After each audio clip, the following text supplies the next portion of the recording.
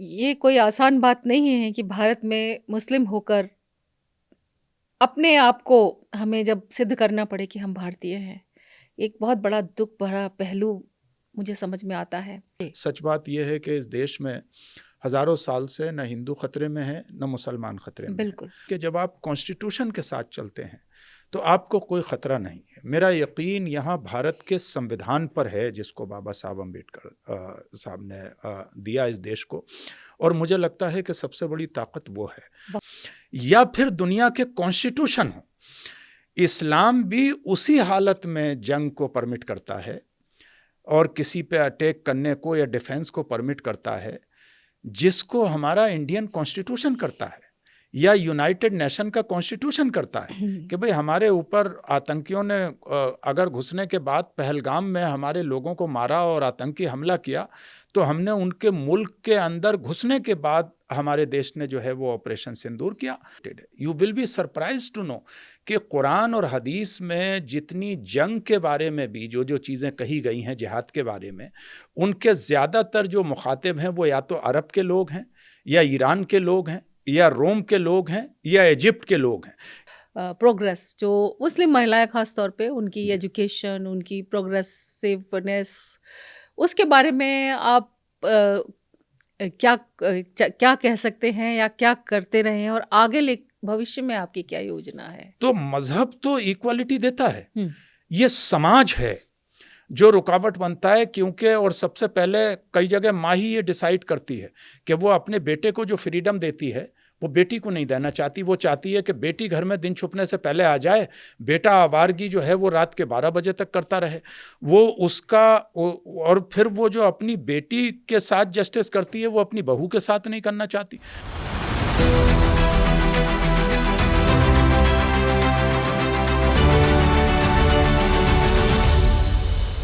नमस्कार, डायलॉगस के सामाजिक विमर्श कार्यक्रम में आपका स्वागत है। मैं आपके साथ हूँ प्रीता हरित। आज स्टूडियो में हमारे साथ हैं डॉक्टर हफीजुर रहमान जी। डॉक्टर हफीजुर रहमान भारत के उन कुछ मुस्लिम चिंतकों में से हैं जिन्होंने इस्लाम को संकीर्ण धार्मिक पहचान से बाहर निकालकर मानवता, शांति, बहुलता और साझी विरासत के व्यापक फ्रेम में प्रस्तुत किया है। आप एक इस्लामी विद्वान होने के साथ साथ सूफी परंपरा, भारतीय समन्वय, संस्कृति और अंतरधार्मिक संवाद के भी सशक्त प्रवक्ता हैं। नमस्कार डॉक्टर साहब। नमस्कार। आदाब। पिछले 2 दशकों से आप भारत और विश्व के विभिन्न मंचों पर यह स्पष्ट करते रहे हैं कि धर्म का उद्देश्य टकराव नहीं बल्कि मानवीय एकता है। आप जवाहरलाल नेहरू विश्वविद्यालय में नई दिल्ली में प्रोफेसर भी रहे हैं। यूनेस्को मुख्यालय पेरिस सहित ईरान, इराक, तुर्की और मध्य एशिया में समय समय पर आपके व्याख्यान होते रहे हैं। बनारस हिंदू विश्वविद्यालय BHU में भारतीय भक्ति संगीत और समन्वय संस्कृति पर आपने शोध पत्र प्रस्तुत किया है। अभी कुछ समय पहले आपने वर्ल्ड रिलीजियस समिट 2025 श्री सत्य साई ग्राम बेंगलुरु में संबोधन भी किया था। श्री सत्य Sai university of human excellence द्वारा आयोजित वैश्विक सम्मेलन में आपने सहभागिता दिखाई थी। वर्तमान में आप खुसरो फाउंडेशन नई दिल्ली के कन्वीनर भी हैं। आप सूफी पीस फाउंडेशन के संस्थापक अध्यक्ष भी हैं। डॉक्टर हफीजुर रहमान का लेखन और चिंतन मुख्यतः उन विषयों पर केंद्रित है जहां धर्म, राजनीति और समाज के बीच टकराव पैदा किया जाता है। जितना मैं आपको जानती हूं वो ये है कि आप मुस्लिम समाज के भीतर आत्मालोचना से बिल्कुल नहीं कतराते। डॉक्टर साहब, कैसे कर लेते हैं आप इतना सब? देखिए, बेसिकली जब आपकी बात सच पर आधारित होती है, आप तथ्यों के आधार पर बात करते हैं, लॉजिकल बात करते हैं, आपकी बात में अगर मॉडरेशन होता है, कॉन्स्टिट्यूशन की जो धारा है उसके अंतर्गत अपनी बात को आगे रखते हैं, तो कभी किसी से डरने की ज़रूरत नहीं है। इसलिए कि सच खुद अपने आप में बहुत बड़ी शक्ति है, बहुत बड़ी ताकत है, और हर दौर में सच के साथ असत्य के बात करने वाले भी लोग हर दौर में रहे हैं। विकास के साथ विनाशकारी ताकतें भी हर दौर में रही हैं, और टकराव हर दौर में रहा है। जब से इंसान इस पृथ्वी पे, इस ज़मीन पर आया है, उस वक्त से लेके, क्योंकि जो हमारी अपनी डिज़ायर्स होती हैं, जो महत्वाकांक्षाएं होती हैं, वो ये चाहती हैं कि एक दूसरे का हक मारें, टकराव हो। उसके लिए time to time social reformers आते हैं, रिलीजियस प्रीचर्स आते हैं, सूफी संत, कॉन्स्टिट्यूशन के एक्सपर्ट आते हैं, और पॉलिटिकल और सोशल रिफॉर्मर आते हैं, जो पूरी इंसानियत और मानवता को एक मुख्यधारा से बांधने की कोशिश करते हैं।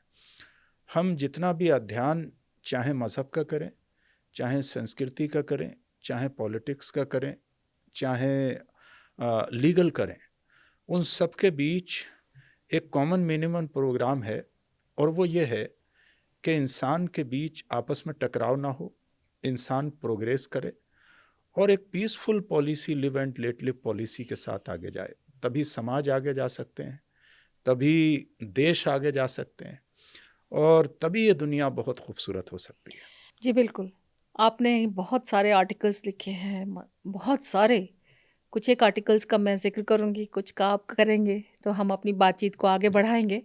आपने एक आर्टिकल लिखा, I am an Indian Muslim and I have never been afraid. जिसमें मुझे लगता है कि भारतीय मुस्लिम अस्मिता पर आपका एक बहुत निर्भीक ये वक्तव्य है, और ये कोई आसान बात नहीं है कि भारत में मुस्लिम होकर अपने आप को हमें जब सिद्ध करना पड़े कि हम भारतीय हैं। एक बहुत बड़ा दुख भरा पहलू मुझे समझ में आता है। तब आपने कहा कि I have never been afraid. तो मैं जानना चाहती हूँ कि इस आर्टिकल को लिखने के पीछे आपकी क्या क्या विचार रहे होंगे? कैसे आपने इसको लिखा होगा? देखिए, बहुत टीन एज से, जब से मैं पढ़ाई करने के लिए निकला, पिछले 30 सालों से मैं ट्रैवल कर रहा हूँ। जी। ट्रेन में, बस में, ट्रक में, जहाज़ में, हर जगह। मुझे कभी ये महसूस नहीं हुआ कि किसी भी जगह मैंने ये फ़ील किया हो कि मैं मुस्लिम हूँ तो मेरे साथ कोई अलग सौतेला व्यवहार हो रहा है, और कोई इंसान मुझे टारगेट कर रहा है। बल्कि मैंने हमेशा लोगों को वार्म वेलकमिंग पाया, चाहे वो एयरपोर्ट्स हो, चाहे वो रेलवे स्टेशंस हो, चाहे वो और दूसरी जगहें हों। मुझे लगता है कि बहुत सारी चीज़ें ऐसी जो होती हैं, उसके पीछे बहुत सारी जगह तो ये रियलिटी है कि किसी के मज़हब को लेके कुछ जो फ्रिंज एलिमेंट हैं, और वो हर तरफ होते हैं, किसी जगह कम, किसी जगह ज़्यादा, वो एक दूसरे को टारगेट करते हैं या हैरेस करते हैं। लेकिन बहुत सारी जगह पर यह भी होता है कि किसी की आपस में पर्सनल कॉन्फ्लिक्ट होती है, और जब हमारा कोई पर्सनल झगड़ा होता है तो हम उसको भी धर्म का नाम दे देते हैं। तो मैंने ये उस परिप्रेक्ष्य में लिखा था कि जब इलेक्शन से कुछ पहले एक किसी मुस्लिम पार्टी के लीडर ने ये कहा था कि मुसलमान ख़तरे में हैं और इस्लाम ख़तरे में है, और एक किसी दूसरी पॉलिटिकल पार्टी के लीडर ने ये कहा था कि हिंदू ख़तरे में है। तो मैंने उस परिप्रेक्ष्य में इस बात को लिखा था कि जब जब इलेक्शन आते हैं तो जिसे हिंदू मोहल्ले का वोट लेना होता है वो हिंदुत्व या हिंदुइज़्म को ख़तरे में डाल देता है हिंदू को, और जिसे मुसलमानों का वोट लेना होता है वो इस्लाम और मुसलमान को ख़तरे में डाल देता है। जी। सच बात यह है कि इस देश में हज़ारों साल से न हिंदू ख़तरे में है, न मुसलमान ख़तरे में है। बिल्कुल। और ज़ाहिर है कि उस वक्त भी जब 500-600 वर्ष तक यहाँ पर मुस्लिम राजा और बादशाह हुकूमत करते थे, उस वक्त भी पावर शेयरिंग में हिंदू राजा और दूसरे लोग, हिंदू लैंडलॉर्ड जो है वो उसमें हिस्सेदार थे, जी। आर्मी में हिस्सेदार थे। और जब अंग्रेज़ों की हुकूमत थी तो उसमें भी जो हिंदुस्तानी उनके साथ थे, हिंदू और मुसलमान दोनों ही थे। और अब जब एक सेकुलर कॉन्स्टिट्यूशन है तो डे फर्स्ट से इसमें हिंदू, मुस्लिम, सिख, ईसाई तमाम ही लोग और डिफरेंट कम्युनिटी के लोग उसमें हिस्सेदार हैं। तो बेसिकली ये बात मैंने ये कही कि जब आप कॉन्स्टिट्यूशन के साथ चलते हैं तो आपको कोई ख़तरा नहीं है। मेरा यकीन यहाँ भारत के संविधान पर है, जिसको बाबा साहब अम्बेडकर साहब ने दिया इस देश को, और मुझे लगता है कि सबसे बड़ी ताकत वो है। बहुत और मैं अच्छे। ये कहता हूँ कि पूरी दुनिया में, पूरी दुनिया के जितने भी कंट्रीज़ हैं, यहाँ से लेकर अमेरिका तक, चाइना तक, मिडिल ईस्ट तक, दुनिया के जितने भी मुल्क हैं, उनमें जिस तरह अमीर खुसरो ने कहा कि रुए ज़मीन पर जितनी भी लैंड हैं, जितनी भी कंट्रीज़ हैं, द इंडिया इज़ ग्रेटेस्ट, कि हिंदुस्तान से ज़्यादा खूबसूरत और महान कोई मुल्क नहीं है। मैं इसके आगे, चूँकि आज़ाद हिंदुस्तान में पैदा हुआ हूँ, तो एक बात उसमें ये जोड़ता हूँ ये 700 वर्ष पहले की बात थी, तो उस पे तो मैं यकीन रखता ही हूँ। लेकिन मैं ये कहता हूँ कि पूरी दुनिया के अंदर बड़े बड़े इंटेलेक्चुअल हैं, रिफॉर्मर्स हैं, पॉलिटिशियंस हैं, लॉ के जानकार हैं, लेकिन इसके बावजूद हिंदुस्तान से खूबसूरत संविधान दुनिया के किसी भी मुल्क के पास नहीं है। बस हमारी पूरी कोशिश, तमाम हिंदू, मुसलमान, सिख, ईसाई की जो भारतीय हैं, उनकी इस बात पर रहना चाहिए कि हमारा कॉन्स्टिट्यूशन सेफ रहे, उसके साथ कभी कोई छेड़छाड़ ना हो। और जब तक कॉन्स्टिट्यूशन सेफ है, इस देश में रहने वाला तरक्की के आखिरी पायदान पर खड़ा हुआ व्यक्ति भी महफूज है, और यहाँ पर हर मज़हब महफूज है, हर कम्युनिटी महफूज है, हर व्यक्ति महफूज है जो उसमें यकीन रखता है। लिहाजा हमारे साथ अगर कोई भी इशू है तो हम संवैधानिक तरीक़े से उस लड़ाई को लड़ें, ये संविधान ने हमें इजाज़त दी है। मुझे लगता है कि देश की 140 करोड़ की जो आबादी है, जिसमें लगभग हर धर्म के लोग हम लोग रहते हैं यहाँ पर, हर व्यक्ति कॉन्स्टिट्यूशन को उतना ही प्यार करता है जितना आज आपने अपने लफ्ज़ों में इज़हार किया।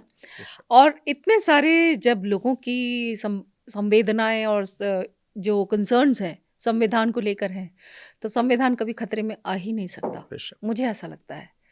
आपने एक आर्टिकल लिखा, गज़वा हिंद प्रोपेगेंडा डिबंक्ड, उसके बाद आपने पुस्तक भी लिखी, what is the reality of Ghazwa Hind. जी, बहुत अच्छी पुस्तक है। और इसके बारे में आपने जो कहा कि प्रोपेगेंडा डिबंक्ड, और इसमें आपने क्या कहने की कोशिश की है, इसमें एक राजनीतिक जो नैरेटिव है उसका कुछ खंडन आपने किया है गज़वाए हिंद का। जी जी। तो हमारे दर्शकों के साथ आप इसको शेयर कीजिए, क्योंकि आजकल बहुत प्रचार चल रहा है गज़वाए हिंद हो जाएगा, ऐसा हो जाएगा। 3 चीज़ें ऐसी हैं जिनको लेकर रेडिकल एलिमेंट्स ने तो मिस इंटरप्रिटेशन किए हैं, और जो लोग इस्लाम के जानकार नहीं हैं उनके बारे में बड़ा इस चीज़ को लेकर भ्रम है। जी। अगर आपके सामने कोई आकर ये कहे कि 100 साल बाद भी कोई ऐसी जंग होगी जिसमें आपकी जनरेशन या आपकी कम्युनिटी को या आपके मज़हब को ख़त्म कर दिया जाएगा, तो आपको आज ही से उस इंसान से नफ़रत होने लगेगी और आप उसके अगेंस्ट एक प्रिपरेशन करने लगेंगे। तो एक तो इस्लाम का वो इंटरप्रिटेशन है जो प्रॉफिट के ज़माने से और जो प्रॉफिट के कैंपेनियन से उन्होंने किया, और 1300 साल तक कमोबेश वो चलता रहा। उसको पहली बार मिस इंटरप्रेट किया यजीद और यजीद के अनुयायियों ने, जो यजीद के साथी थे, जिन्होंने इमाम हुसैन के नवासे, इमाम हुसैन का, हुजूर के नवासे का करबला में कत्ल कर दिया था उनके पूरे परिवार के साथ। तो फिर उन्होंने बहुत सारी चीज़ें, फेक नरेशन इस्लामिक तारीख़ में और इस्लामी किताबों में डाले अपने अमल को सही साबित करने के लिए या अपनी हुकूमत को इस्लामी हुकूमत साबित करने के लिए। तो चूंकि प्रॉफिट की एक क्लियर हदीस है कि मेरे बाद इस्लामिक गवर्नमेंट 30 साल तक ही रहेगी और फिर मोनार्की आ जाएगी, तो यजीद ने मोनार्की को इस्टब्लिश किया करबला में हुसैन के कत्ल के बाद, और हुजूर के इंतकाल के बाद, प्रॉफिट की डेथ के बाद जो खुलफाए राशिदीन की हुकूमत है, यानी वो 30 साल तक की हुकूमत रही, वो इस्लामिक हुकूमत है, आइडियल हुकूमत। उसमें ना तो ग़ज़वा हिंद की हदीस है, उसमें ना तो जिहाद का ये इंटरप्रिटेशन है कि गैर मुस्लिमों को कत्ल कर दो, उसमें ना तो उम्मा और नेशन का तसव्वुर ये है कि आप जो है वो सिर्फ उम्मा का कंसेप्ट जो है वो मुस्लिम का है, इसलिए कि प्रॉफिट के नज़दीक जो उम्मा का कंसेप्ट है वो मदीने में रहने वाला एवरी व्यक्ति उसमें सिटीज़न मदीना का इंक्लूडेड था मदीना चार्टर में, चाहे वो जूइश था, चाहे वो क्रिश्चियन था, चाहे वो मुस्लिम था, इवन उस वक्त कुछ लोग नॉन बिलीवर भी थे जी। ठीक है। तो उन सारे लोगों के बीच ये कॉन्स्टिट्यूशन, ये एग्रीमेंट था कि कोई किसी के मज़हब को बुरा नहीं कहेगा, किसी की जान माल को, प्रॉपर्टी को नुकसान नहीं पहुंचाएगा, आपस में लड़ेगा नहीं, और अगर कोई एक दूसरे से कोई शिकायत है तो उस मसले को सुप्रीम इन कमांड के पास लेके जाएंगे, उसका फैसला डेमोक्रेटिक तरीक़े से किया जाएगा। और उसी वजह से एक शख्स अपने खेत में पानी चलाना चाहता था, एक मुसलमान, और यहूदी का खेत पहले पड़ता था जिधर से नहर बह के जाती थी, वो प्रॉफिट के पास गए तो प्रॉफिट ने कहा कि पानी जिधर से बह रहा है उधर से खेत किसका पहले है ज़मीन? तो यहूदी ने कहा कि मेरा। तो कहा कि पहले राइट तुम्हारा है, पहले तुम पानी अपने खेत में चलाओगे, बाद में ये चलाएगा। उस मुसलमान ने बाहर आके कहा कि मैं ये फैसला नहीं मानूंगा, चलो हज़रत उमर के पास चलो। उमर उमर के पास गए तो उस यहूदी ने कहा ये फैसला प्रॉफिट ने मेरे हक में कर दिया है। तो उमर बोले कि जो प्रॉफिट का फैसला नहीं मानेगा उसका फैसला मेरी तलवार करेगी। तो मजहब की बुनियाद पर ना कोई फेवर था, ना ही कोई एनिमिटी थी। और मदीना पर अगर कोई बाहर की ताकत अटैक करेगी तो मदीना को प्रोटेक्ट करने के लिए सब लोग मिलकर लड़ेंगे उसको डिफेंस करने के लिए। इसलिए Islam has never permitted any kind of offensive war except defensive war. जितनी भी इस्लामिक वार हुई हैं उसमें अल्लाह के रसूल ने डिफेंस किया है। अब रही बात जो गज़वा की, तो गज़वा सिर्फ उस जंग को कहा जाता है, ये एक टर्मिनोलॉजी है इस्लामिक, उस जंग को कहा जाता है जिसमें इस्लामिक आर्मी को हिमसेल्फ प्रॉफिट ने लीड किया हो। अब जब प्रॉफिट ज़ाहिरी सूरत में नहीं है तो कोई भी फ्यूचरिस्टिक जंग गज़वा हो ही नहीं सकती। और जिसको आपके कंपेनियंस ने लीड किया, प्रॉफिट ने लीड नहीं किया अपनी ज़िंदगी में, उन जंगों को शराया कहते हैं। अनफॉर्चुनेट ये रहा कि हमारे उलामा ने इस पर काम नहीं किया, खामोशी इख्तियार की। चूँकि जो 6 हदीस की सही किताबें हैं उन 6 में सबसे सही किताब बुखारी और मुस्लिम है, उन 6 के अंदर भी, उसमें ये हदीस नहीं है। उन 6 हदीस की किताबों में सिहाए सित्ता में जितनी सही हदीस हैं उसे मिशकात शरीफ में लिया गया है, उसमें ये हदीस नहीं है। जितने भी मुस्लिम हुक्मरां रहे हिंदुस्तान में, किसी ने ग़ज़वा हिंद की हदीस का ये 800 साल तक किसी सूफ़ी, किसी स्कॉलर ने शेख अब्दुल हक मुहद्दिस देलवी से लेकर और शाह अब्दुल अजीज़ मुहद्दिस देलवी तक जिक्र नहीं किया। देवबंद, बरेली, नदवा, जितने भी हमारे बड़े इदारे हैं या सकाफ़त सुन्निया केरला, वो तमाम जो है वो उसको सही नहीं मानते। तो एक निसाई में और मुस्नद अहमद इब्न हंबल में वो हदीस ग़ज़वा हिंद के बारे में है। तो जब ग़ज़वा उस जंग को कहते हैं जिसमें प्रॉफिट हिमसेल्फ लीड करें, और प्रॉफिट को इस दुनिया से गए हुए 1400 वर्ष से ज़्यादा हो गए, तो जब प्रॉफिट हमारे सामने मौजूद नहीं है तो कोई भी फ्यूचरिस्टिक जंग ग़ज़वा हो ही नहीं सकती। इसको चूँकि बांग्लादेश बनने के बाद जब पाकिस्तान डिफीट खा गया तो वहाँ जो जनरल ज़ियाउल हक ने जो ये तालिबान और जितने रेडिकल एलिमेंट्स पैदा किए, और वहाँ के एक प्रीचर भी थे डॉक्टर असरार, इन सब लोगों ने, क्योंकि इनके पास सिर्फ वेपनाइज करने के लिए मजहब था कि उसको वेपनाइज किया जाए। जी, जी। आज़ाद कश्मीर के नाम पे, कश्मीर की आज़ादी के नाम पे, हिंदुस्तान में जो है वो टेररिस्ट भेजने के नाम पे, टेररिज्म को बढ़ाने के नाम पे। तब जब इंसान कमज़ोर हो जाता है, उसके पास कोई ऑथेंटिक दलाइल नहीं रहते, तो फिर इंसान मजहब का सहारा लेता है, मजहब को ख़तरे में डाल देता है।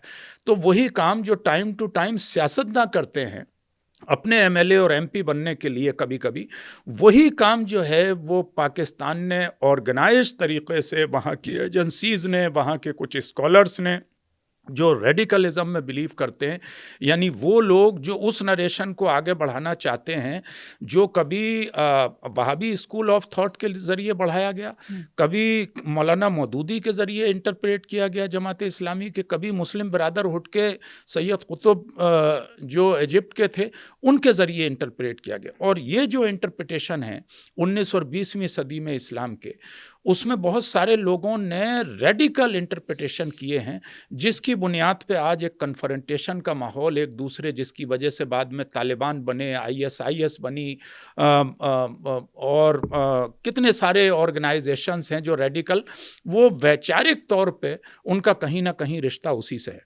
तो हमने जब इसमें अध्ययन किया और पूरी रिसर्च की ग़ज़वा हिंद के बारे में, क्योंकि ये बार बार टेलीविज़न पर उठता है, बार बार लोगों में ये होता है, सोशल मीडिया में ये आता है, तब हमने इस पर वेबिनार किया, पहले एक आर्टिकल लिखा, फिर वेबिनार किया, फिर कुछ और डिफरेंट स्कूल ऑफ थॉट के लोगों के, शिया, सुन्नी, देवबंदी, वहाबी, सबसे लिखवाने के बाद ये 8 एसेस का एक कंपाइलेशन हमने किया, उर्दू, हिंदी, अंग्रेज़ी तीनों में इसको पब्लिश किया। और अभी रिसेंटली फिर मैंने एक आर्टिकल, क्योंकि फिर ये पब्लिक डोमेन में ये बात आई थी, तो एक आर्टिकल नेट स्ट्रेट पे .org पे मेरा पब्लिश हुआ, और उसके बाद द प्रिंट ने मुझे मेल किया कि हम चाहते हैं कि एक फ्रेश आर्टिकल आप इस पर लिखें। तो द प्रिंट में भी मेरा आर्टिकल ये पब्लिश हुआ है। और जाहिर है कि ख़ास तौर से जिस ऑर्गेनाइजेशन में मैं काम करता हूँ, खुसरो फाउंडेशन, उसका बुनियादी मकसद ही ये है कि एक ऐसा लिटरेचर तैयार किया जाए जो लिटरेचर हिंदुस्तान को, हिंदुस्तानियों को जोड़ने की, और जो ऑथेंटिक नरेटिव है, जो सही नरेटिव है उसको आगे लाए। जो रेडिकल नरेटिव है, जो फेक बुनियादों पर आधारित नरेटिव है, उसको डिनाउंस करे। तो हमने अंडरस्टैंडिंग जिहाद पर उर्दू में किताब छापी है, और वो इतनी पॉपुलर किताब है कि जो चैलेंज करती है मुस्लिम ब्रदरहुड और जमात इस्लामी के नज़रिए को या रेडिकल नज़रिए को चैलेंज करती है, उसको हमारी परमिशन के साथ वर्ल्ड व्यू पब्लिशर लाहौर ने हमसे PDF लेके एज इट इज़ छापा है। वो किताब पाकिस्तान में भी छापी गई है। ग़ज़वा-ए हिंद पर ये पहली किताब है, इससे पहली कोई उसको चैलेंज करने वाली किताब नहीं थी, जो हमने 2 साल पहले पब्लिश की, और ये इसके कई एडिशन पब्लिश हो चुके हैं। इसी तरह हमने मुस्लिम women A manifesto for change छापी है, जो इस्लाम औरत को जिस तरह से इंडिपेंडेंट बनाना चाहता है, सोशली, इकोनॉमिकली, पॉलिटिकली, हर एतबार से, उसमें उसकी बात की गई है। अभी एक किताब को फ्रांस में अवार्ड मिला है उसके फ्रेंच ट्रांसलेशन पर। हमने उसका हिंदी और उर्दू ट्रांसलेशन छापा है, Islam authoritarianism under development. Professor Ahmet T Kuru San Diego university में पॉलिटिकल साइंस के प्रोफेसर हैं, उनकी किताब है। और अभी उस पर मलेशिया में और पाकिस्तान में और अज़रबैजान में बैन लगा। वो टर्किश बॉर्न है, लेकिन टर्की में उनकी किताब बैन है। और अभी एक अनदर टर्किश बॉर्न स्कॉलर, जिनको मलेशिया में अरेस्ट भी किया गया था रेडिकल एलिमेंट्स के हाथों, मुस्तफ़ा अकील की एक किताब है रीओपनिंग मुस्लिम माइंड्स, उसका उर्दू ट्रांसलेशन हम छाप रहे हैं। MJ अकबर की किताब जिहाद की अंडरस्टैंडिंग और conflict between Christianity and Islam पर बेस्ट किताब थी, the shade of swords. Unfortunately ऐसी किताब कोई उर्दू में मौजूद नहीं थी, हमने उसका उर्दू में ट्रांसलेशन छाप के कश्मीर में चिनार बुक फेस्टिवल में उसको रिलीज़ किया। तो हमने एक ये कोशिश की है कि जो खुसरो फाउंडेशन का लिटरेचर है, वो चूँकि ये नॉन कमर्शियल एक चैरिटेबल ट्रस्ट है, हम जितनी भी लाइब्रेरीज़ हैं देश में, यूनिवर्सिटीज़ की, कॉलेजेस की, बड़े मदारिस की, उनमें फ्री ऑफ कॉस्ट डोनेट करते हैं। किताबें जो हैं वो अपने पोस्टल खर्च के साथ भेजते हैं। उर्दू, हिंदी, अंग्रेज़ी, अभी 3 ज़बानों में हमारा लिटरेचर है, 35 से ज़्यादा हमारे टाइटल्स हैं। और हमारा ये टारगेट है कि अगले 5 सालों में 100 से ऊपर टाइटल हों, और कम से कम 22 ज़बानों में, देश की नेशनल ज़बानों में हमारे पास इस तरह का लिटरेचर हो, जो जिहाद को समझने में, नेशन और उम्मा के कंसेप्ट को समझने में, इस्लाम और इंडियन कल्चर को समझने में, ग़ज़वा फैलेसी को समझने में, या जितने भी ऐसे इशूज़ हैं जो कम्युनिटी या डिफरेंट रिलीजन के बीच टकराव पैदा करते हैं, उनको समझने में। क्योंकि हम 700 साल पहले देखते हैं तो अमीर खुसरो यहाँ की मिट्टी की कस्में खाते हुए नजर आते हैं। वो हिंदुस्तान के, he never proud on his father side के मेरे दादा जो है वो ताजिकिस्तान से आए थे या सेंट्रल एशिया से आए थे। ही always say I am an Indian तुर्क। वो उनकी मदर इंडियन थी, और मदर साइड से वो प्राउड करते हैं, वो संस्कृत पे प्राउड करते हैं, वो एस्ट्रोलॉजी और एस्ट्रोनॉमी पे प्राउड करते हैं। तो right from since day first आप देखिए कि जो हिंदुस्तानी कल्चर है और हिंदुस्तानी मज़ाहिब हैं और हिंदुस्तानी सभ्यता है, इसको बाहर पहुंचाने की मुस्लिम स्कॉलर्स ने जो कोशिश की है, चाहे वो बोर्ज़ोए हो जिसने यहाँ से पंचतंत्रा को बाहर पहुंचाया और अब्दुल्ला इब्न मुक़फ़्फ़ा में अरबिक में उसको आगे बढ़ाया, इसी तरह तहक़ीक़ मालिल हिंद, चाहे वो अल बैरूनी हो, चाहे वो अमीर खुसरो हों, उसके बाद दारा शिकोह हों, और वो और आगे बढ़ने के बाद वो काम जो है वो स्वामी विवेकानंदा ने किया है। तो मैं इस बात को कहता हूँ कि सोशल रिफॉर्म के ताल्लुक से स्वामी विवेकानंदा, दारा शिकोह और अमीर खुसरो ये बहुत ही आइडियल पर्सनालिटीज़ हैं एक दूसरे के मज़ाहिब को समझने के लिए। आपने तो ये भी कहा है कि ये तीनों आध्यात्मिक सार्वभौमिकता की बात करते हैं, यूनिवर्सल ब्रदरहुड की, स्पिरिचुअल एंड यूनिवर्सल ब्रदरहुड की बात करते हैं। और आपने ये भी कहा है कि इस्लाम कभी हिंसा को नहीं सिखाता। उसकी जो पॉलिटिकल इंटरप्रिटेशन है, जो उसमें सारा जो घपला है या जो है, उसकी इंटरप्रिटेशन पॉलिटिकल की जाती है। आपके हाँ, आर्टिकल्स में जो मैंने पढ़ा किसी है। भी मज़हब में। हाँ। मैं तो ये कहता हूँ कि न सिर्फ इस्लाम, बल्कि दुनिया के जो मज़ाहिब हैं, चाहे वो रिवील के आधार पर हों आसमानी किताबों के, या यहाँ के रिफॉर्मर्स ने उसको बनाया हो, मैं इस बात को कहता हूँ कि चाहे वो इस्लाम हो, चाहे क्रिश्चियनिटी हो, चाहे जुडाइज़म हो, चाहे वो सनातन धर्म हो, चाहे वो सिखिज़म हो, चाहे वो बौद्धिज़्म हो, चाहे वो जैनिज़्म हो, चाहे वो ऋग्वेदा हो या कुरान हो या बाइबल हो या तौरात हो या फिर दुनिया के कॉन्स्टिट्यूशन हो, इस्लाम भी उसी हालत में जंग को परमिट करता है और किसी पे अटैक करने को या डिफेंस को परमिट करता है जिसको हमारा इंडियन कॉन्स्टिट्यूशन करता है या यूनाइटेड नेशन का कॉन्स्टिट्यूशन करता है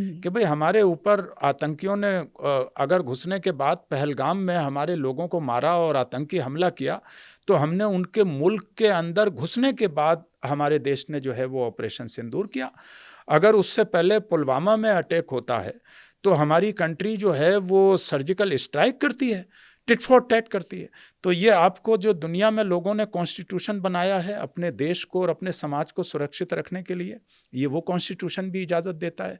और उसी की बात इस्लाम करता है कि जब मदीना में उन लोगों पर अटैक किया तो उन्होंने जो है वो खंदक भी खोदी, उन्होंने बद्र भी की, उन्होंने ओहद भी की, उन्होंने जंगें भी की। लेकिन जिस वक्त जिस मक्का से वो निकाले गए थे प्रॉफिट और उनके साथी, जिनमें उनमें पत्थर बरसाए गए थे, उन पर जुल्म किया गया था, उस जगह पर जब उन्होंने फतह हासिल की तो ये कहा कि आज किसी पर भी, किसी बूढ़े पर, किसी महिला पर, किसी बच्चे पर अटैक नहीं किया जाएगा, किसी की प्रॉपर्टी को नुकसान नहीं पहुंचाया जाएगा, जो तलवार डाल देगा उसको माफ़ कर दिया जाएगा।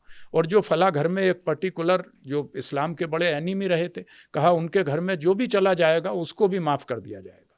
तो फतह हासिल करने के बाद, सक्सेस हासिल करने के बाद दूसरे को किल करने की भी इजाज़त नहीं देता। तो ये इंटरप्रिटेशन का जो सारा घपला है वो इंटरप्रिटेशन का है। अच्छा, आधी अधूरी लोग कुरान की एक आयत को, जो 2 आयतें हैं लिंक हैं एक दूसरे से, उसमें जिहाद के बारे में एक आयत को पेश कर देते हैं और दूसरी को उसका कंटेंट जो है वो वहीं अरब के रिलेटेड है। You will be surprise to know कि कुरान और हदीस में जितनी जंग के बारे में भी जो जो चीज़ें कही गई हैं जिहाद के बारे में, उनके ज़्यादातर जो मुखातिब हैं वो या तो अरब के लोग हैं या ईरान के लोग हैं या रोम के लोग हैं या इजिप्ट के लोग हैं। ये इतने खित्ते की बात कही गई है। कुरान में एक भी आयत ऐसी नहीं है या प्रॉफिट ने कोई हदीस अपने ज़माने में ऐसी नहीं कही कि जाओ जाने के बाद हिंदुस्तान में हमला करो, इंडोनेशिया पे हमला करो, मलेशिया पे हमला करो। साउथ ईस्ट एशिया के हमले के बारे में एक भी आयत नहीं है, क्योंकि वो कन्फ्रंटेशन उन लोगों से था जो उन्हें रोकना चाहते थे, उन्हें कत्ल कर देना चाहते थे, उनकी जान के दुश्मन थे, उनके साथ उन्होंने कन्फ्रंटेशन किया, डिफेंसिव वार की। सही है। आप तो क्लियरली लिख रहे हैं कि धर्म यदि इंसान को इंसान से नहीं जोड़ता तो वो धर्म नहीं, उसकी राजनीतिक परिभाषा है। आपने तो क्लियरली बोला है कि वो सत्ता की भाषा है। बेशक। आपने ये भी बोला है कि भारत की आत्मा काशी में, अजमेर में, अमृतसर में और बोध गया में बसती है और ये आस्था दीवारें नहीं पुल बनाती है। बेशक। तो इतनी आपकी जो विशाल सोच है उसके लिए आप बहुत ही साधुवाद के पात्र हैं और आप अपने आप को, इतना आपके पास ज्ञान है, आप अपने आप को पहल क्या मानते हैं? एक इस्लामी विद्वान मानते हैं, एक सूफ़ी मानते हैं, ऑफ कोर्स भारतीय नागरिक तो आप हैं ही। क्या मानते हैं आप? इस्लामिक विद्वान मानते हैं कि सूफ़ी मानते हैं? क्योंकि आपकी जो सोच है, मेरे अनुसार तो आप एक सूफ़ी चिंतक हैं, ऐसा मैं महसूस करती हूँ। पर आपकी विद्वत्ता में भी कोई कमी नहीं है। और क्या आप अपने आप को कैसे प्रेजेंट करते हैं? विद्वान होना तो बहुत बड़ी बात है। एक बहुत बड़े स्कॉलर हैं ईरान के, तौफीक सुबहानी, उन्होंने रूमी पर बहुत लिखा है और वो एक वक्त में जब हम स्टूडेंट थे, जवाहरलाल नेहरू यूनिवर्सिटी में आए तो हमारे उस्ताद ने उनसे पूछा, 35 साल हो गए थे उन्हें रूमी पर लिखते और पढ़ते हुए, तो उन्होंने इस बात को कहा कि आपने क्या दरियाफ्त किया, what did you find in Rumi? तो उन्होंने कहा कि वल्लाह ये क़त्रे अज़ बहर, यानी ये ड्रॉप फ्रॉम द ओशन। तो मैं ये समझता हूँ कि मैं एक छोटा सा तालिब इल्म हूँ, एक स्टूडेंट हूँ और एक लर्निंग प्रोसेस में हूँ। हाँ, ओपन आइज़, ओपन माइंड के साथ एक फेयरली ये कोशिश करता हूँ कि जिस चीज़ को पढ़ूँ, जिस चीज़ को समझूँ, वो मेरी पर्सनालिटी से भी मैच खाती हो। क्योंकि कुरान में क्लियरली कहा गया, लिमा तक़ुलूना मा ला तफ़अलून, तुम वो बात क्यों कहते हो जो तुम खुद नहीं करते। आज ज़्यादातर जो प्रीचर्स हैं हमारे और जो बहुत बहुत बड़ी शख्सियात हैं, उनकी करनी और कथनी में बड़ा फ़र्क होता है। जिस वक्त हमारी करनी और कथनी हमारे कैरेक्टर से मैच हो जाएगी, ये दुनिया बहुत खूबसूरत हो जाएगी। रूमी ने कहा था, you have been sent to unite not to divide. इसी तरह यूनाइटेड नेशन के वॉल पे वो फेमस कोटेशन सादी का लिखा हुआ है, ऑल ह्यूमन बीइंग या all sons of Adams are limbs of each other. तो हम एक दूसरे का जुज़ हैं। हम हिंदू, मुसलमान, सिख, ईसाई बाद में हैं, ईरानी, हिंदुस्तानी और अरब और अमेरिकन और चाइनीज़ बाद में हैं। पहले हम ह्यूमन बीइंग हैं। तो एक ह्यूमन बीइंग का रिस्पेक्ट करना, और फिर उसके बाद जब हम एक नेशन होते हैं तो एक दूसरे सिटीज़न का रिस्पेक्ट करना और अपनी बात को कॉन्स्टिट्यूशनल फ्रेमवर्क में कहना, उसे आगे बढ़ाना, कॉन्स्टिट्यूशन के ताल्लुक से समर्पित रहना, अपने देश के ताल्लुक से समर्पित रहना, क्योंकि वही लोग, देश क्या है, देश समाज से बनता है। तो हम इसको आगे ले जाएंगे। हमारी सोच में एपीजे अब्दुल कलाम होना चाहिए, हमारी सोच में राम प्रसाद बिस्मिल और अशफाकुल्ला खान होने चाहिए, हमारी सोच में भगत सिंह और बाबा साहब भीमराव अम्बेडकर होने चाहिए, हमारी सोच में गांधी जी और सुभाष चंद्र बोस होने चाहिए, हमारी सोच में दारा शिकोह और अमीर खुसरो होने चाहिए, हमारी सोच में स्वामी विवेकानंदा और रविंद्रनाथ टैगोर होने चाहिए, हमारी सोच में कबीर और जायसी होने चाहिए। तो जब हम इस सोच के साथ अपने आप को देखेंगे तभी हम सच्चे हिंदुस्तानी, क्योंकि हिंदुस्तान एक ऐसी जगह है जो कभी भी अधर्मी नहीं रहा। हम कभी एथिस्ट नहीं हो सकते, हम बिलीवर हैं, और ये भी हमारी ताकत है। और आपको लगता नहीं है कि धार्मिक भावनाओं का इस्तेमाल राजनीतिक आग भड़काने के लिए किया जा रहा है? और वो हर दौर में किया गया, राजनीति करने के लिए और किया वो जा हर रहा दौर है। में किया गया। आप देखिए कि ये खुद इस्लाम में भी जब इमाम हुसैन को कत्ल किया और करबला के बाद बहुत बरसों तक इसका इस्तेमाल किया जाता रहा अपनी राजनीति को चमकाने के लिए। एक दूसरा मुल्क भी अपनी राजनीति को चमकाने के लिए कभी कोई मजहब का सहारा लेता है, कभी कोई ताकत का सहारा लेता है, कभी कोई वीपन का सहारा लेता है। तो ये जो डर्टी पॉलिटिक्स है ये बंद होनी चाहिए, और मजहब का इस्तेमाल सियासी फायदे के लिए बंद होना चाहिए कि अपनी ज़ात के लिए। मजहब तो इंसान को प्रेम करना सिखाता है, मजहब तो इंसान को एक दूसरे से जोड़ना सिखाता है, एक दूसरे का रिस्पेक्ट करना सिखाता है।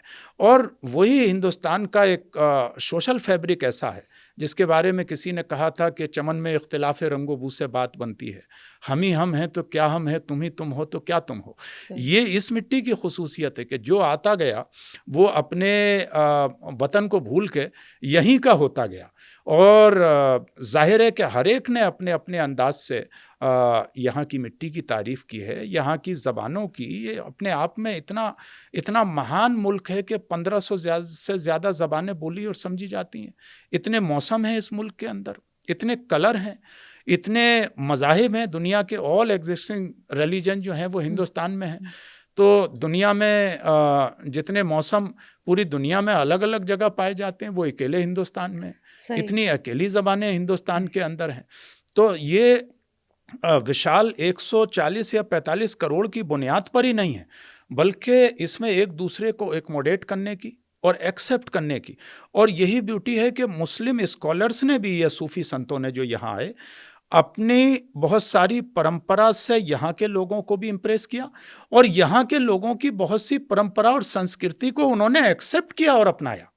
इसलिए जो कव्वाली है वो हिंदुस्तान में अमीर खुसरो ने उसको शुरू किया, वो हिंदुस्तान के जो राग मालाएं यहाँ के लोग गाते थे उसको अपनाया गया। आपको क्या लगता है कि अमीर खुसरो यदि आज के तारीख में जिंदा होते तो भारतीय समाज से क्या सवाल पूछते? क्योंकि अब उनकी बात चल निकली है, तो आपको नहीं लगता कि उनकी आत्मा को बड़ा कष्ट हो रहा होगा? बेशक। तो क्या सवाल करते वो आज के जितने लोगों से? भी सोशल रिफॉर्मर हैं और जिन्होंने भी इस मिट्टी से हुकूमत की है, मोहब्बत की है और इस मिट्टी को आगे बढ़ाने में अपना योगदान दिया है, यकीनन उनकी आत्मा के लिए तकलीफ़ की बात है कि हम इस 21वीं सदी में हिंदू और मुसलमान के नाम पे लड़ते हों, या एक दूसरे से मोहब्बत और नफ़रत का पैमाना मज़हब की बुनियाद पर हो। हमारे जब मजहबी फेस्टिवल होते हों तो हम इस तरह के स्लोगन या इस तरह की चीज़ें करते हों जिसमें एक दूसरे को कष्ट होता हो। भाई मज़हब तो ये कहता है कि रास्ते से गुज़रो तो कांटे हटाते हुए गुज़रो। निज़ामुद्दीन औलिया के एक बहुत ख़ास चाहने वाले हज़रत अबू सईद अबुल खैर फ़ारसी के शायर थे। उनके कपलेट अक्सर निज़ामुद्दीन औलिया दोहराया करते थे कि अगर पूरी दुनिया नफ़रतों के कांटे बिछाती है और यदि तुम भी जवाब में कांटे बिछाओगे तो दुनिया सारा संसार कांटों से भर जाएगा, लिहाजा तुम मोहब्बत के फूल बिछाओ उनके जवाब में, ताकि लोग कांटों से बच के फूलों पे कदम रख के जो है वो चल सकें। उन्हीं निज़ामुद्दीन औलिया ने कहा था, हर कौम रास्त राहे दीने व क़िबला गाहे, यानी हर कौम का एक अपना रास्ता है और हर कौम का अपना एक क़िबला है। तो जो जिस तरफ जा रहा है, इसी वजह से निज़ामुद्दीन औलिया और अमीर खुसरो ने बसंत पंचमी जो आज भी वहाँ मनाई जाती है, बसंत शुरू किया था। क्या था कि जो कुछ लेडीज़ जा रही थी जमुना के किनारे कालका मंदिर पे सरसों के फूल चढ़ाने के लिए, वो उस वक्त बहुत सैड थे निज़ामुद्दीन औलिया, उनके भांजे की डेथ हो गई थी। तो अमीर खुसरो को वो बहुत अच्छा लगा, वो अपनी पगड़ी में वो फूल लगा के और निज़ामुद्दीन औलिया को खुश करने की नीयत से गए। तो निज़ामुद्दीन औलिया मुस्कुराए और खुश हो गए। उसके बाद से वो परंपरा बन गई। आज तक उनकी कब्र पे और महरौली में वो पीले फूलों की चादर तमामी हिंदू मुसलमान चढ़ाने के लिए जाते हैं। तो ये जो देश है, इसकी हिफाजत करना हम सब की, हर नागरिक की, वो MP हो, MLA हो, ये ज़रूरी नहीं है, वो कोई जो है वो IAS IPS या जज हो, वो ज़रूरी नहीं है, या लीगल एक्सपर्ट हो। हर वो नागरिक जो यहाँ पर जन्म लेता है, जो यहाँ पर सांस लेता है, उसकी जिम्मेदारी है कि हम एक दूसरे के साथ अंडरस्टैंडिंग को बढ़ाएं और जो भी फ्रिंज एलिमेंट हैं वो किसी भी तरफ हैं, उस सोसाइटी के लोगों की रिस्पॉन्सिबिलिटी है कि वो उनको डिसोन करें, उनको डिनाउंस करें और उनको समझाएं। ये नहीं कि हिंदू को मुसलमान समझाने जाए और मुसलमान को हिंदू समझाने जाए, बल्कि अगर मुस्लिम में फ्रिंज एलिमेंट हैं तो ये मुस्लिम लीडरशिप की जिम्मेदारी है कि वो उनको कंट्रोल करे और समझाए। हिंदूज़ में है तो उनकी जिम्मेदारी है, सिख में है उनकी जिम्मेदारी है, क्रिश्चियन में है उनकी जिम्मेदारी है, ताकि हमारा जो सोशल फैब्रिक है, जो कंपोजिट कल्चर है, जो हमारी ताकत है अनेकता में एकता, यूनिटी इन डाइवर्सिटी, उस ताकत को कोई भी बाहर की शक्ति उसको कमज़ोर न कर पाए, उसका फ़ायदा ना उठाने पाए, क्योंकि इतने नेचुरल रिसोर्सेज हैं हमारे देश के अंदर कि हम अगर अपनी शक्ति को पहचान लें तो आने वाले कुछ वर्षों में जो हमारी आज़ादी के 100 साल जब पूरे होंगे 2047 यानी 2047, हमें दुनिया की सुपर पावर बनने से कोई नहीं रोक सकेगा। सही है। लिहाजा हम जितनी मोहब्बत अपनी माँ से करते हैं, अपने पेरेंट्स से करते हैं, अपने मज़हब से करते हैं, उससे 1 इंच भी कम अपने वतन से नहीं करते, क्योंकि यहीं के पानी से वुज़ू करके यहीं की ज़मीन पे तो हम सजदा करते हैं। सही बात है। अब माँ की बात आप कर रहे हैं तो माँ की बात कर लेते हैं थोड़ा सा। तो हमारा देश हमारी माँ है, हमारी ज़मीन हमारी माँ है। एक माँ हमारी घर पे भी है।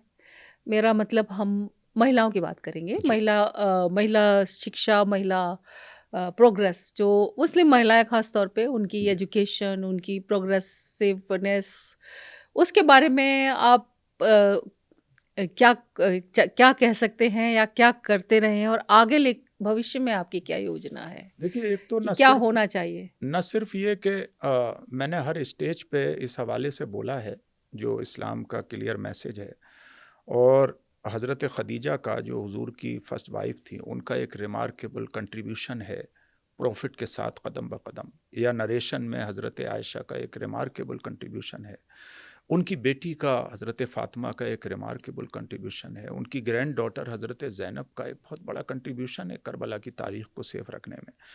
तो इस्लामी हिस्ट्री में भी लेडीज़ पैरेलल चली हैं, और हिंदुस्तानी हिस्ट्री में भी, और हिंदुस्तानी हिस्ट्री में भी कि जब हम बात करते हैं देश की आज़ादी की तो वहाँ बेगम हज़रत महल भी हैं, रानी लक्ष्मीबाई भी हैं। एजुकेशन सिस्टम की बात करते हैं तो वहाँ जो है वो फ़ातिमा शेख भी हैं, तो फूले भी हैं। तो हमने ख़ास तौर से एक किताब भी इस सिलसिले में जो है वो मुस्लिम वीमेन पर पब्लिश की, और ये किताब अमेज़ॉन पे भी बेस्ट सेलर हुई। बड़ी पॉपुलर किताब थी, मुस्लिम women A manifesto for change. इसे एक कश्मीरी स्कॉलर ने लिखा है, हाँ। जो डॉक्टर हैं पेशे से, डॉक्टर मारूफ शाह, उनकी लिखी हुई किताब है। तो मज़हब तो इक्वालिटी देता है, ये समाज है जो रुकावट बनता है, क्योंकि और सबसे पहले कई जगह माँ ही ये डिसाइड करती है कि वो अपने बेटे को जो फ्रीडम देती है वो बेटी को नहीं देना चाहती। वो चाहती है कि बेटी घर में दिन छुपने से पहले आ जाए, बेटा आवारगी जो है वो रात के 12 बजे तक करता रहे। वो उसका और फिर वो जो अपनी बेटी के साथ जस्टिस करती है वो अपनी बहू के साथ नहीं करना चाहती। तो हमारे जितने सारे डोमेस्टिक वायलेंस हैं, बहुत सारे जो डोमेस्टिक इश्यूज हैं या वीमेन डिस्क्रिमिनेशन है, उसके पीछे हमारी जो एक कल्चरल या सोशल परंपराएं हमने बना ली हैं, जिनका कोई आधार न मजहब में है, न कॉन्स्टिट्यूशन में है, और ना ही किसी भी सिविलाइज्ड समाज की हिस्ट्री में है। तो जब तक हम मैन और वीमेन में फ़र्क करते रहेंगे, जब तक हम ये सोचेंगे कि ये काम मर्द कर सकता है और औरत नहीं कर सकती है, ये औरत कर सकती है मर्द नहीं कर सकता है, या खाना बनाना औरत का काम है और ड्राइविंग करना मर्द का काम है, जब तक हम ये सोचते रहेंगे उस वक्त तक हम इंसाफ नहीं कर सकते। अगर इंसाफ करना है तो हमें बेटियों से भी उतनी ही मोहब्बत करनी होगी जितनी बेटों से, क्योंकि अगर एक परिवार में आदमी एजुकेटेड होता है तो वो इतना इन्फ्लुएंशियल साबित नहीं होता जितनी एक एजुकेटेड मदर इन्फ्लुएंशियल साबित होती है, क्योंकि वो पूरे पूरे समाज और पूरे पूरे परिवार की गाइडेंस करती है। तो हमारा जो फोकस है और खुसरो फाउंडेशन का ख़ास तौर से जो फोकस है वो महिलाओं को इक्वली एट पाल लाने में, नौजवानों को देश के लिए लाइबिलिटी नहीं बल्कि बेस्ट एसेट बनाने में। We have to become the asset. हम बेगर ना बने कि हमें ये दे दिया जाए, हमें वो दे दिया जाए, हमें ये दे दिया जाए, वो दे दिया जाए। हम अपने देश के लिए एसेट बने। कितने गरीब परिवार से उठ के आते थे डॉक्टर APJ अब्दुल कलाम, लेकिन he was the asset for this country. और उन्हें उनका रिस्पेक्ट, मुझे ये कहने में आपके सामने कोई संकोच नहीं है कि जितना रिस्पेक्ट APJ अब्दुल कलाम का मुसलमान करते हैं उससे कहीं ज़्यादा इस देश के हिंदू करते हैं और हिंदुस्तानी नागरिक करते हैं, जो हिंदुस्तान के across the culture, across the faith, across the religion, across the caste and creed, he was widely admired और उनकी इतनी रिस्पेक्ट थी। तो हम APJ अब्दुल कलाम को आइडियल क्यों नहीं बनाते? हम अशफाकुल्लाह खान और राम प्रसाद बिस्मिल को आइडियल क्यों नहीं बनाते? हम उन हीरोज़ को आइडियल क्यों नहीं बनाते जिन पर ये देश भी नाज करता है और ये समाज भी नाश करता है? हम पॉलिटिकल लोगों के बहकावे में, सिर्फ इलेक्शन जीतने और हारने में हम क्यों हिंदू और मुसलमान हो जाते हैं और किसी के बहकावे में क्यों आ जाते हैं? देखिए, समाज जब टूटता है तो देश कमज़ोर हो जाता है। हमें ये कमिट करना है इस देश के हर नागरिक को कि हमें अपना समाज और अपनी सामाजिक परंपराएं, अपनी जो हमारे अंदर जो सोशल हार्मनी है, जो बरसों से, सैकड़ों सालों से चली आ रही है, उसको हमें किसी भी एंगल से कमज़ोर नहीं होने देना है, बल्कि उसे मजबूत करना है। और खुसरो फाउंडेशन लिटरेचर के माध्यम से इस काम को कर रहा है कि हम वो लिटरेचर ला रहे हैं जिसका इम्पैक्ट आने वाले 100 सालों में, 50 सालों में और कई 100 सालों तक रहेगा। एक ऐसा नरेटिव होगा जो एक मॉडरेट, एक दूसरे को एक्सेप्ट करने वाला, एक दूसरे की रिस्पेक्ट करने वाला, और जो मज़हब की सही जानकारी है, जो ऑथेंटिक इंटरप्रिटेशन है मज़हब का, वो इंटरप्रिटेशन समाज के सामने वाला लाने वाला होगा, ताकि हमारे लिटरेचर को पढ़ने के बाद बहुत सारे लोग आने वाले वक्त में रविंद्रनाथ टैगोर भी बने, APJ अब्दुल कलाम भी बने, भगत सिंह भी बने, बाबा साहब भीमराव अंबेडकर भी बने, महात्मा गांधी भी बने, सुभाष चंद्र बोस भी बने, मौलाना अबुल कलाम आज़ाद भी बने। बिल्कुल। आपको नहीं लगता कि मुसलमानों को हर समय पीड़ित दिखाना इस देश के अंदर, कि ये भी एक तरह की राजनीति है दोनों तरफ से? गलत है।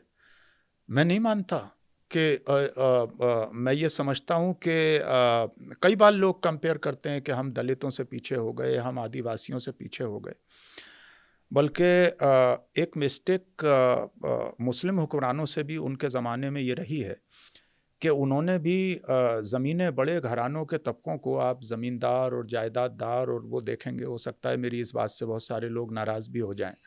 सो I don't care for that. I am a simply एक छोटे से विलेज से आता हूँ, एक किसान का बेटा हूँ। ऐसे गांव में पैदा हुआ जिस तक ना कोई रोड जाता था, ना लाइट जाती थी उस वक्त। I am the first graduate of my village in the history of my village. कुछ मौलवी थे गांव में, मैं भी मदरसे में गया, मदरसे से अपनी तालीम शुरू की, दैन जामिया मिल्लिया आया, JNU आया। बट हमेशा यही सोचा कि dear child when you go up hill never looking upon your back. नशेमन पर नशेमन इस कदर तामीर करता जा कि बिजली गिरते गिरते खुद ब खुद बेजार हो जाए। तो मैं समझता हूँ कि मैं जिस जिस चीज़ के लायक होता गया उस जगह अपना कंट्रीब्यूशन देता गया, किसी काम को छोटा नहीं समझा। दूरदर्शन में भी कैजुअल काम किया, तो ईटीवी के साथ भी काम किया, तो जेएनयू में भी एज ए विजिटिंग फैकल्टी पढ़ाया 4-5 साल तक। तो अब खुसरो फाउंडेशन में जिम्मेदारी, तो एक के बाद एक हमने कभी ये नहीं सोचा कि इससे बंद के रहें, किस में सैलरी ज़्यादा होगी किस में कम होगी, बल्कि जो रिस्पॉन्सिबिलिटी आई और अपनी ज़रूरत और सर्वाइवल के लिए भी और अपने थॉट को आगे बढ़ाने के लिए काम करते रहे। लेकिन एक कमिटमेंट रहा कि मैं इस दुनिया से इस तरह जाना चाहता हूँ कि किसी एफआईआर में मेरा नाम ना हो, अनकॉन्स्टिट्यूशनल कोई चीज़ इल्लीगल मेरी ज़िंदगी के साथ जो है वो जुड़ी हुई ना हो, ताकि मैं ये कह सकूं कि मैं एक अच्छा मुसलमान भी था और एक अच्छा हिंदुस्तानी भी जो अपने देश के कानून को फॉलो करता था। बहुत अच्छे। तो हर जगह ये विक्टिम, आप रात के 12 बजे तक रेस्टोरेंट में घूमते रहोगे। हमारी बस्तियों में ज़्यादातर, I am very much critical about this, हमारी बस्तियों में ज़्यादातर जो हमारे एरिए हैं उसमें देखिए कि नौजवान रात भर घूमते हैं और रात भर रेस्टोरेंट कल्चर है, रात भर खुला रहता है और वो दोपहर को सोकर उठते हैं। जबकि अगर आप मज़हब के दायरे में आएँ तो अल्लाह रब्बुल इज़्ज़त क्या फरमाता है कि फ़जर की नमाज़ पढ़ो और ज़मीन पर फैल जाओ। मैंने कुरान कहता है कि दिन काम के लिए बनाया है और रात आराम के लिए बनाई है। रात का मतलब यह है कि आफ्टर सनसेट उसके कुछ देर बाद आप जो है वो सो जाओ। बिल्कुल। और मेडिकल साइंस भी यही कहती है कि रात की नींद आपकी बॉडी के लिए ज़रूरी है। तो आप आधी रात के बाद बिस्तर पे जाते हो, दोपहर के बाद सो के उठते हो और फिर आप जो है वो विक्टिमहुड कार्ड खेलते हो कि हमें तरक्की नहीं मिलती, हमें नौकरी नहीं मिलती। वमन तलबल ओला, अरबिक का एक शेर है कि जो लोग बुलंदियों को तलब करते हैं वो रातों को जब भी जाग कर मेहनत करते हैं, यानी मिडनाइट के बाद। और अगर आप बिना कोशिश के बुलंदी तलब कर रहे हो तो इसका मतलब यह है कि एक इम्पॉसिबल चीज़ की आरजू आप रखते हो जो पॉसिबल है ही नहीं। तो आपको कोशिश करनी होगी। कुरान कहता है वलैसल इंसानी इल्ला मा सा, इंसान के लिए वही है उसकी किस्मत में जिसकी वो कोशिश करता है, यानी वो एफर्ट्स करता है।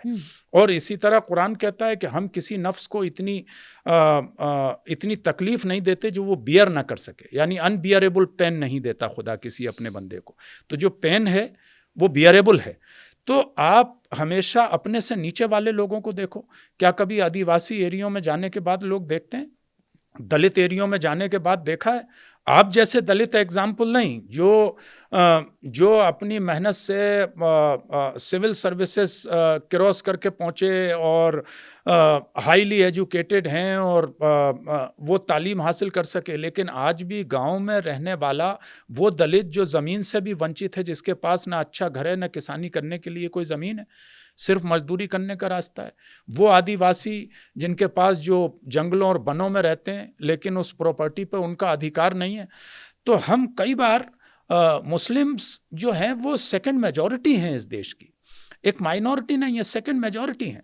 हम उन माइनॉरिटीज़ को क्यों नहीं देखते? सिख हैं, उन्होंने कितनी तरक्की की है। जैन हैं, उन्होंने कमर्शियली कितनी तरक्की की है। पारसीज हैं, माइक्रो स्मॉल कम्युनिटी है इस देश की, सबसे छोटी कम्युनिटी है पारसीज, उनके अंदर रतन टाटा हैं, क्योंकि वो इंडस्ट्री में आगे बढ़ रहे हैं, कॉमर्स में आगे बढ़ रहे हैं। बौद्ध हैं, अपने विचार के ज़रिए से बुद्धिज़्म पूरी दुनिया में, रूमी ने 700 वर्ष पहले बुद्धिस्ट फिलॉसफी को एडमायर किया है, उस पर स्टोरीज लिखी हैं हिंदुस्तान की बुद्धिस्ट फिलॉसफी के बारे में। तो आप देखिए कि हर वो कम्युनिटी जो फ़िक्र अमल की दौलत से सरशार होगी, जिसमें मेहनत करने का जज्बा होगा, उसी के अंदर एपीजे अब्दुल कलाम पैदा होंगे, उसी के अंदर रतन टाटा पैदा होंगे, उसी के अंदर बड़े लोग जो अपने कौम और अपने देश का नाम रोशन करेंगे, वो लोग पैदा होंगे। लेकिन जो लोग सिर्फ और सिर्फ विक्टिमहुड कार्ड या हर वक्त यही रोना रोएंगे, किसी रोना इलाज नहीं है, हमें उसकी तदबीर करना है। सही बात है। डॉक्टर हाफिज़, आप एक बहुत बृहद सोच रखते हैं, बहुत वास्ट आपकी जो दायरा है सोच का बहुत बड़ा है। आपने वैसे ही युवाओं के लिए एक बहुत अच्छा अभी बताया कि रात को जागते हैं और दिन में सोकर उठते हैं। तो ये जो युवा हैं, चाहे मुस्लिम हो चाहे गैर मुस्लिम हो, या जो हमारी बेटियां हैं, मुस्लिम हो गैर मुस्लिम हो या महिलाएं हैं, मुस्लिम हो, गैर मुस्लिम हो, किसी भी मज़हब की बेशक। हो। इन सबको लेकर के आपका क्या एक ऐसा कोई संदेश दीजिए जो इन सभी को एक साथ हम उनको बता सकें कि देखिए ये एक संदेश है आप सबको इस देश के लिए जो ज़रूरी है, जो आज डॉक्टर हफीज़ुर रहमान जी के माध्यम से हम अपने डायलॉगस के सामाजिक विमर्श सेगमेंट में देना चाहेंगे। देखिए, एक तो हर एक को अपने गोल को पहचानना चाहिए। हुँ, हम इस दुनिया में आए हैं तो क्यों आए हैं? जी। हमारे आने का एक मकसद है, हुँ, हमारा एक फ्यूचर है, हमारा एक गोल निर्धारित होना चाहिए और एक टाइम बाउंड प्लान हमें बनाना चाहिए कि मुझे कल ये करना है, मुझे उसका प्लान आज करना है, आज के काम को कल पर नहीं टालना है, क्योंकि हार्ड वर्किंग इज की टू सक्सेस। हुँ, जो लोग भी मेहनत करते हैं, आप देखिए वो तमाम लोग जो सिविल सर्विसेज में 1 नंबर से लेकर 10 नंबर की रैंक लेकर आते हैं, उसमें कई बार मैं उनकी स्टोरीज को देखता हूँ, इतनी एस्पायरिंग स्टोरीज होती हैं उनकी कि वो ज़्यादातर बहुत गरीब परिवारों से होते हुँ, हैं। कोई ठेला लगाने वाले का बच्चा है, कोई मजदूर का बच्चा है। आप ही के सब्जेक्ट में एक लड़की IRS जो हमारे JNU की भी स्टूडेंट रही, उम्मुल खैर है, हुँ, समवेयर शी इज़ कमिश्नर। हुँ, उसकी 10-10, 12-12 सर्जरियाँ हुई थी। स्ट्रीट लाइट में पड़ी थी, व्हील चेयर पे चलने वाली बच्ची, उसने IRS क्वालीफाई किया। अ, बहुत ही एक सिंपली टीचर, उनके पेरेंट टीचर थे, कश्मीर के पहले मुस्लिम टॉपर सिविल सर्विसेज में, IAS डॉक्टर शाह फैसल हैं। उनको देखिए, मैं कभी कभी अगर वो बोलते हैं या कुछ लिखते हैं तो उनकी नॉलेज को देखता हूँ, तो मुझे उनमें आज के ज़माने का APJ अब्दुल कलाम और डॉक्टर जाकिर हुसैन नज़र आता है। कितनी वो लैंग्वेजेस जानते हैं, कितने काबिल आदमी हैं। तो हमारे अंदर क्या है कि हम सोशल मीडिया की बहुत सारे नौजवान ऐसी ग्रिप में आ गए हैं कि हम अपने गोल से दूर हो गए हैं। हुँ, हमें वो सुबह के ख्वाब की तरह और मॉर्निंग ड्रीम की तरह ये थोड़े वक्त के लिए चीज़ें अच्छी लगती हैं। कभी हमारे बचपन में बच्चे अपने पेरेंट्स से साइकिल की ज़िद किया करते थे और बहुत ज़्यादा हुआ फिर तो वो मोटरसाइकिल की ज़िद किया करते थे। फिर दौर आया तो लोग कार की करने लगे। अब कार और मोटरसाइकिल की ज़िद आदमी नहीं करता, बल्कि अब पहली उसकी अगर ज़िद होती है तो एक स्मार्टफ़ोन और फिर लैपटॉप उसकी होती है। और हम बहुत सारा अपना वक्त, वो ज़रूरी है अगर आप अपने आइडियाज़ को आगे पहुंचाना चाहते हैं, जैसे हम लोगों तक पहुंचेंगे आपके इस पॉडकास्ट के माध्यम से, सोशल मीडिया के ज़रिए, यूट्यूब के ज़रिए पहुंचेंगे। तो अगर आप कोई पॉजिटिव कंटेंट डाल रहे हैं जो समाज को, कोई आप ऐसी एस्पायरिंग स्टोरी डाल रहे हैं कि जिससे इंस्पिरेशन मिलेगा लोगों को और आगे बात जाएगी, कोई ऐसे सेल्फ मेड लोगों की कहानी डाल रहे हैं कंट्रीब्यूटर की जो एसेट हैं, तब तो ये बहुत अच्छा है। लेकिन तमाम झगड़े, नफ़रत, गाली गलौच, ये वो, दिस एंड दैट, आप इन फ़ुज़ूल चीज़ों में अगर अपना वक्त बर्बाद कर रहे हैं तो आप दूसरों का नुकसान कम, अपना नुकसान ज़्यादा कर रहे हैं। क्योंकि एक वक्त ऐसा आएगा कि जब ये बचपने की उम्र आपकी गुजर जाएगी, अपने पैरों पे खड़ा होना होगा, किसी जगह आपको कोई जॉब अपॉर्चुनिटी मिलेगी और अगर उसके साथ जस्टिस करने के लायक सलाहियत आपके अंदर नहीं होगी तो वहाँ कोई आपका काम नहीं कर सकेगा। हर इंसान को अपना काम खुद करना है। तो सही। मैं तो ये सोचता हूँ कि एक मर्द को भी हर एक को खाना बनाना और सफाई करना आना चाहिए। हुँ, अगर मैं इस्लामिक पर्सपेक्टिव में सोचूं तो प्रॉफिट खुद अपनी बेगमात का हाथ खाना बनाने में भी बटाते थे और घर की सफाई करने में भी बटाते थे। ये लोग इस सुन्नत को नहीं बताते हैं ज़्यादातर, और सुन्नतें सब याद रहती हैं। इसी तरह लड़कियां हों या लड़के हों, सबको फाइनेंशियली इंडिपेंडेंट होने हुँ, की तरफ कोशिश करना चाहिए।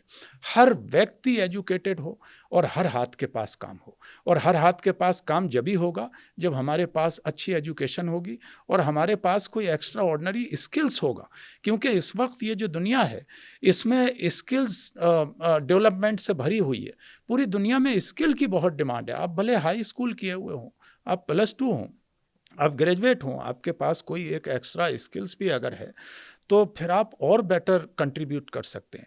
और लड़के हों या लड़कियां, एक दूसरे का रिस्पेक्ट उनको सिखाया जाए, और ये घर से शुरू होता है। हुँ, हम अपनी बहन का, अपनी बीवी का, अपने पड़ोसियों का, हम एक वुमेन को, एक लड़की को सिर्फ जिस्म के एतबार से क्यों देखते हैं? हम उसे एज ए ह्यूमन बीइंग जो है वो क्यों नहीं देखते और उसका रिस्पेक्ट क्यों नहीं करते? आज भी मैं ये समझता हूँ कि कभी कभी सोच के इंसान थर्रा जाता है कि आखिर कितनी मरी हुई आत्मा होगी उस इंसान की जो एक किसी मजबूर औरत का या किसी लड़की का पकड़ के रेप कर देता है।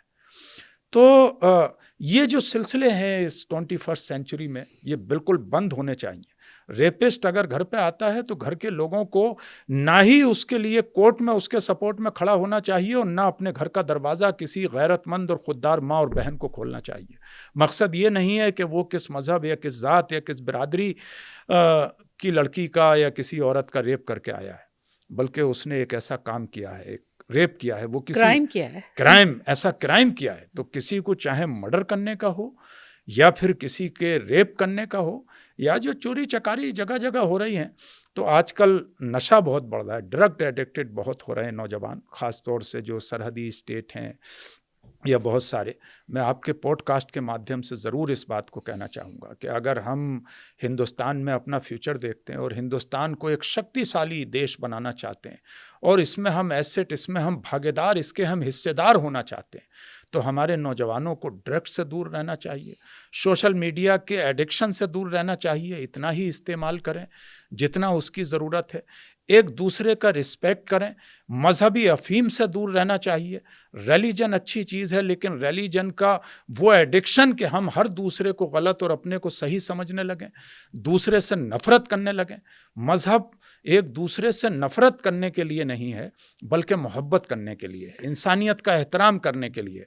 तो मैं समझता हूँ कि हिंदुस्तान भी एक मजबूत तरीन और सुपर पावर होगा और हिंदुस्तान में हर रहने वाला इंसान भी अपने आप में बहुत पावरफुल होगा, क्योंकि हमारी तरक्की हमारे देश के साथ वाबस्ता है। हमारा देश जितना सेफ, जितना सिक्योर, जितना पीसफुल, जितना ताकतवर और जितना स्ट्रांग होगा इकोनॉमिकली, इतना ही हर व्यक्ति यहाँ पर स्ट्रांग होगा। बिल्कुल बिल्कुल। डॉक्टर हाफिज़ुर रहमान जी, आज आप डायलॉगस पर आए और इतनी अच्छी अच्छी बातें आज हमारे दर्शकों के लिए आपने हमारे चैनल के माध्यम से पेश की। सबसे बड़ी बात, आपने मज़हब की, देश की एक जो कनेक्शन बनाया और जो युवाओं के लिए, महिलाओं के लिए, बच्चों के लिए जो संदेश दिया, इसके लिए आप बधाई के पात्र हैं। आपने अपना समय दिया, कीमती समय लेकर के आप यहाँ आए, उसके लिए आपका बहुत बहुत धन्यवाद। बहुत बहुत शुक्रिया। नमस्कार। आपका भी बहुत बहुत बहुत शुक्रिया। तमाम दर्शकों का बहुत बहुत शुक्रिया, और जो लोग भी इसको देख रहे हैं, अगर कुछ अच्छे राइटर हैं आपके माध्यम से, ये बात मैं कहना चाहता हूँ, हमने तमाम नौजवान राइटर्स के लिए फोरम ओपन किया है और उनको कुछ ऑनरेरियम भी देते हैं कि हमारे जो ऑब्जेक्टिव्स हैं वो खुसरो फाउंडेशन की वेबसाइट पर जाएं और जो उस ऑब्जेक्टिव्स पर कुछ लिखना चाहते हैं तो उन सब का भी वेलकम है, ताकि हम अपने देश को आगे बढ़ाने में और इस समाज को जोड़ने में कंट्रीब्यूट कर सकें।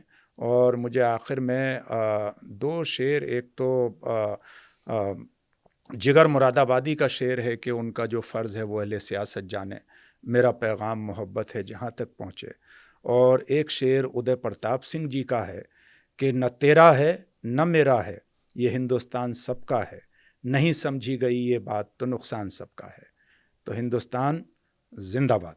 हिंदुस्तान जिंदाबाद, और नुकसान किसी का नहीं होगा, किसी का नहीं होगा। हम एक थे, एक हैं और एक ही रहेंगे हमेशा। बेशक। बहुत धन्यवाद आप चैनल पर आए, बहुत धन्यवाद। नमस्कार। आप सभी दर्शकों को आज का ये डॉक्टर हाफिज़ुर रहमान जी के साथ जो इंट्रोडक्शन हुआ, परिचय हुआ, उनकी अच्छी अच्छी बातें सुनने को मिली। मुझे उम्मीद है कि आपको अच्छी लगी होंगी।